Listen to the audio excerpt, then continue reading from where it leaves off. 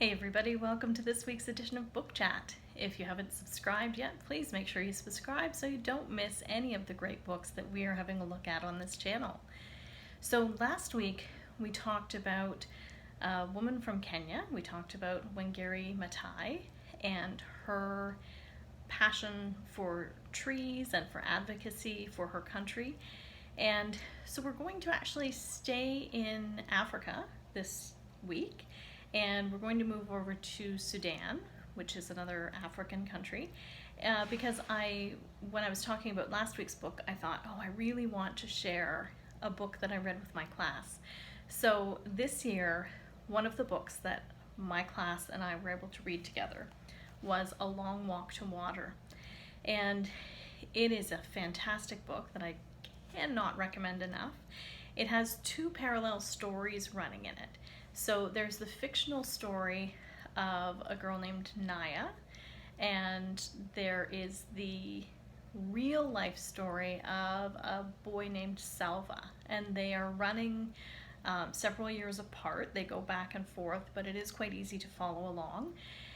And I'm not going to tell you what happens in the end, but I am going to tell you that my class devoured this book. They loved it.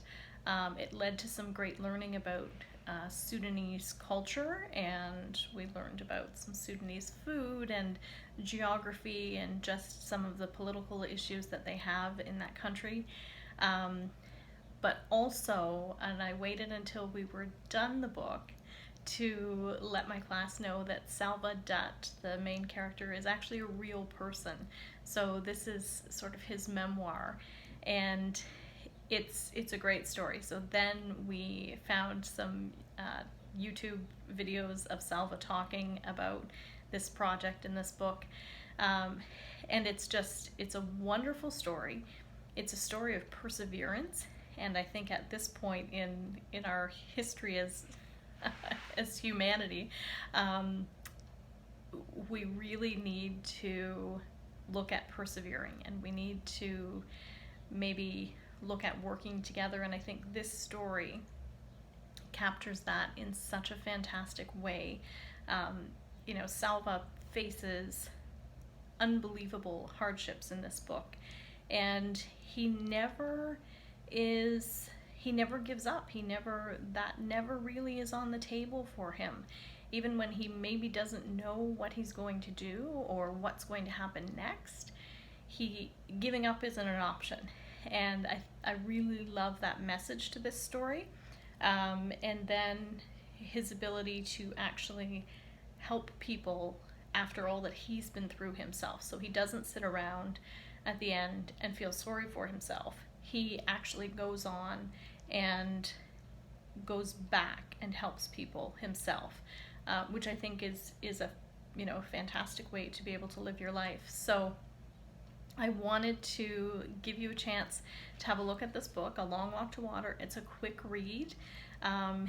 It's a great read for summer, but it's also a great chance to have a look at someone who's really made a difference and who was not someone that you would think would be on track to be a huge difference maker. So I like the story this week and last week. They're both ordinary people who have seen an opening to make a difference in the lives of those around them and have taken that opening. So think about where you might be able to make a difference in your community, and I would love to hear about that in the comments below, what you think you can do to help out in your community. Have a great week.